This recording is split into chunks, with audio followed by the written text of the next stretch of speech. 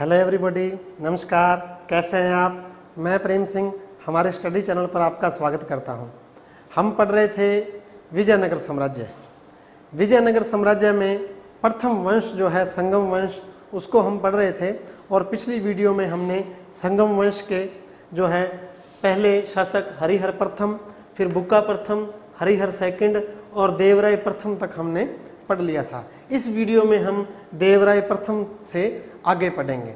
तो जैसा हमने बात की थी भी 1406 से लेके 1422 ईस्वी तक का जो टाइम पीरियड है वो देवराय प्रथम का टाइम पीरियड रहा। और देवराय प्रथम के टाइम में जो है इटली का यात्री निकालो कोंटी जो है वो विजयनगर की यात्रा पर आया है। 1422 में देवराय प्रथम की मृत्यु हो जाती है और उसके बाद सिंहासन पर बैठता है वीर विजय।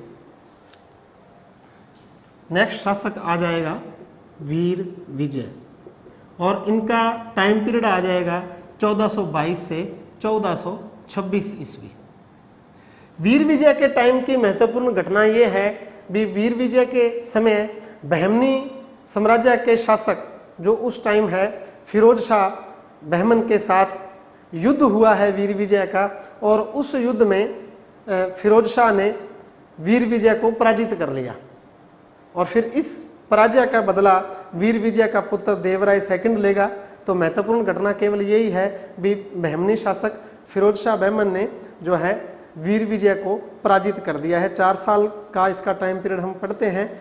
और फिर 1426 में सिंहासन पर बैठेगा एक बहुत ही महत्वपूर्ण शासक संगम वंश का देवराय सेकंड। देवराय सेकंड इनका टाइम पीरियड रहेगा 1426 से लेके और 1456 ईस्वी तक। 1426 से लेके और 46 ईस्वी तक 20 वर्ष का टाइम है। 1446 ईस्वी तक देवराय सेकंड विजयनगर के सिंहासन पर रहेंगे। देवराय सेकंड को हम इमाड़ी देवराय कहते हैं। इमाड़ी देवराय, आपको देवराय द्वितीय भी मिलेगा या इमाड़ी देवराय भी नाम इनके लिए मिलेगा, इमाड़ी देवराय। और अभिलेखों में इनको गजबेटकर भी कहा गया है। दूसरी जो इनकी उपाधि है गजबेटकर। गजबेटकर का शाब्दिक अर्थ होता है हाथियों का शिकारी। तो देवराय सेकंड के लिए गजबेटकर उपाधि अभिलेखों से हमें प्राप्त होती है। गजबेटकर अर्थ हाथियों का शिकारी और इमाड़ी देवराय भी इनकी उपाधि हमें प्राप्त होती है या इमाड़ी देवराय भी हम इनको कहते हैं। इनके समय की महत्वपूर्ण घटना है, एक तो इन्होंने फिरोज शाह को युद्ध में पराजित किया और इनके पिता जो वीर विजय को उन्होंने पराजित किया था फिरोज शाह ने, उस हार का बदला इन्होंने लिया है और अपने साम्राज्य का विस्तार भी किया है। जो देवराय द्वितीय ने उड़ीसा के जो शासक हैं उनको पराजित किया है। गजपति शासक हैं उड़ीसा के, उनको पराजित करके उड़ीसा के दक्षिणी उड़ीसा के जो इलाके हैं उनके ऊपर अधिकार किया।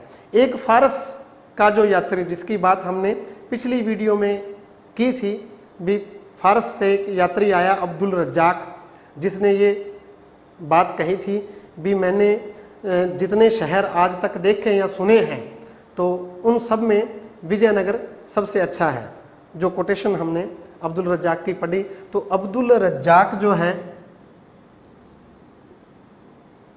ये नाम हमें ध्यान रखना है भी। अब्दुल रज्जाक फारस का यात्री है, ये ईरान से आया है। ये बंदा दक्षिण भारत की यात्रा पे विजयनगर साम्राज्य में ये रुका है और ये हमें बताता है भी जो देवराय सेकंड है इसने मुसलमानों को मस्जिद बनाने की छूट भी दे रखी थी। तो एक धार्मिक रूप से सहिष्णु थे संगम वंश के शासक, ये हमें अब्दुल रज्जाक बताता है भी। महत्वपूर्ण विजय अभियान हमने बात की है भी, आंध्र और उड़ीसा के जो गजपति शासक हैं उनको देवराय सेकंड ने पराजित किया है। शक्तिशाली शासक होने के साथ साथ जो देवराय सेकंड है वो विद्वानों का आश्रयदाता था, विद्यानुरागी शासक था। तेलुगु भाषा के प्रसिद्ध विद्वान हैं, एक श्रीनाथ का नाम आता है तेलुगु के। श्रीनाथ कुछ समय के लिए जो है देवराय सेकंड के दरबार में भी रहे। ये हमें पता चलता है। तेलुगु भाषा के एक महान विद्वान हैं श्रीनाथ नाम से, तो ये इनके दरबार में रहे। इसके अलावा 2 ग्रंथों का नाम भी हमें मिलता है जिन पर भाष्य लिखे हैं देवराय द्वितीय ने।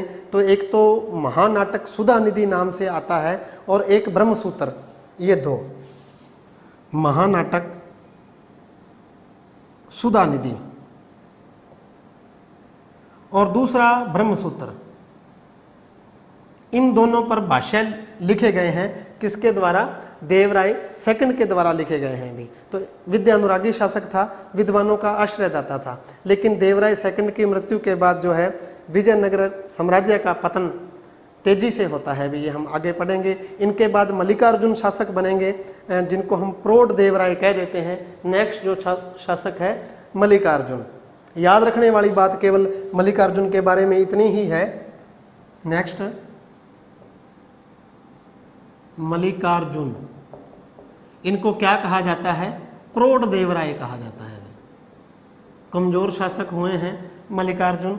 तो 3 देवराय हमारे पास आगे हैं। ये वंश वृक्ष मैंने तो ही बनाया है।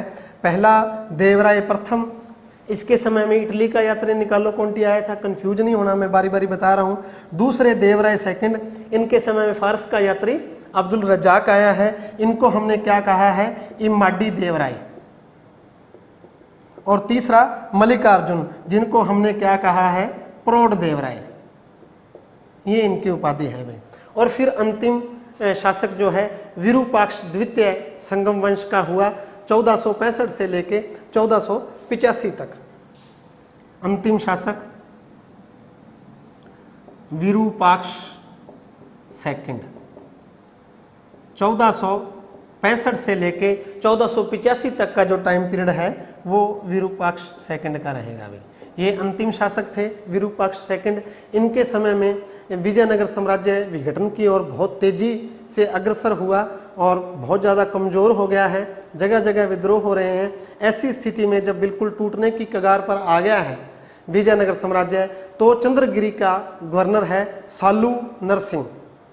इसने राज्य की रक्षा की और विघटन होने से बचाया। तो ये भी एक इम्पोर्टेंट नाम है, आपने ध्यान में रखना है, सालू नरसिंह। अभी आगे ये नाम हमारे साथ चलेगा नेक्स्ट वंश में। तो सालू नरसिंह जो गवर्नर है विजयनगर साम्राज्य के एक प्रांत का शासक है और चंद्रगिरी का गवर्नर है। किस इलाके का है? चंद्रगिरी का। तो इसने ऐसी स्थिति के अंदर जब विजयनगर साम्राज्य टूट रहा है, जगह जगह विद्रोह हो रहे हैं, तो विरूपाक्ष सेकंड की सहायता की और साम्राज्य की रक्षा की। लेकिन जैसे ही 1485 के अंदर विरूपाक्ष सेकंड की मृत्यु हो जाती है तो चारों ओर अराजकता फैल जाती है और फिर ऐसी स्थिति में सालू नरसिंह ने सत्ता अपने हाथ में ले ली और इस प्रकार संगम वंश का अंत हो गया। और नेक्स्ट वंश जो हम पढ़ेंगे सालू वंश, वो नरसिंह के नाम के ऊपर ही सालू वंश कहलाएगा, सालू नरसिंह के नाम पे, जो कि चंद्रगिरी के गवर्नर थे। जब तक विरूपाक्ष सेकंड रहे तब तक उन्होंने जो है साम्राज्य की रक्षा की है, लेकिन इनकी मृत्यु के बाद जो अराजकता फैली उसका लाभ उठाते हुए स्वयं सिंहासन पर बैठ गए हैं सालू नरसिंह और सालू वंश की स्थापना की। नेक्स्ट वीडियो में हम पढ़ेंगे सालू वंश के बारे में। अभी के लिए इतना ही। Thank you.